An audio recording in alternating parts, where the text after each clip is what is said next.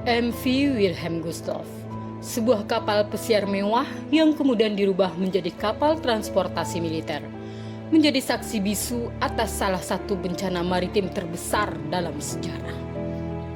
Pada tanggal 30 Januari 1945, kapal ini tenggelam di Laut Baltik. Kapal ini ditenggelamkan oleh kapal selam Soviet S-13. Peristiwa ini menewaskan ribuan orang. Sebagian besar adalah warga sipil dan tentara Jerman yang sedang dievakuasi dari wilayah yang semakin dekat dengan garis depan Perang Dunia Kedua. Kapal dengan panjang 208,5 meter dan berat 25.000 ton ini diluncurkan Adolf Hitler pada 1937 sebagai kapal pesiar pejabat demi meningkatkan citra Nazi Jerman. Biaya pembuatan kapal mencapai 200 juta dolar Amerika Serikat dan memiliki kapasitas 2.000 penumpang. Namun, peristiwa tragis tenggelamnya kapal tersebut dengan ribuan penumpang di dalamnya menjadikan insiden ini sebagai bencana maritim paling mematikan di dunia. Dimulai pada 21 Januari 1945, diperkirakan 2 juta orang Jerman dibawa ke barat dalam sebuah operasi. Gustloff diperintahkan untuk membawa tentara divisi pelatihan kapal selam kedua ke Jerman Barat. Pada 25 Januari 1945, Gustloff mulai membawa pengungsi lain ke kapal.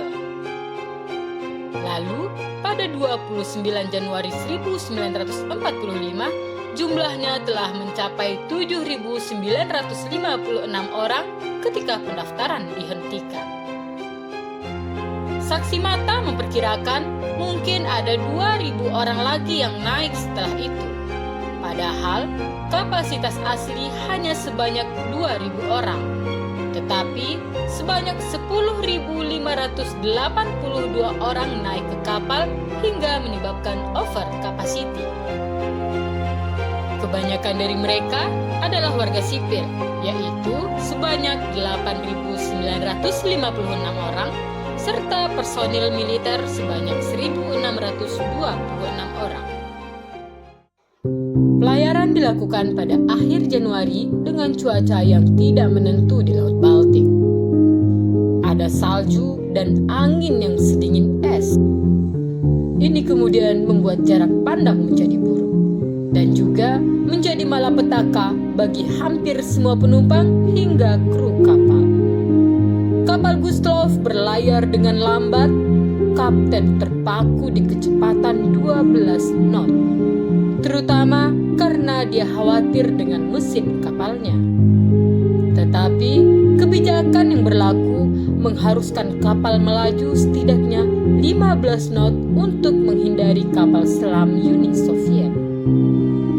Pada pukul 21.00 di tanggal 30 Januari 1945, kapal MV Wilhelm Gustloff ditorpedokan oleh kapal selam Soviet S-13 yang dinahkodai oleh Alexander Marinesko. Marinesko meluncurkan 3 torpedo yang tepat mengenai sasaran.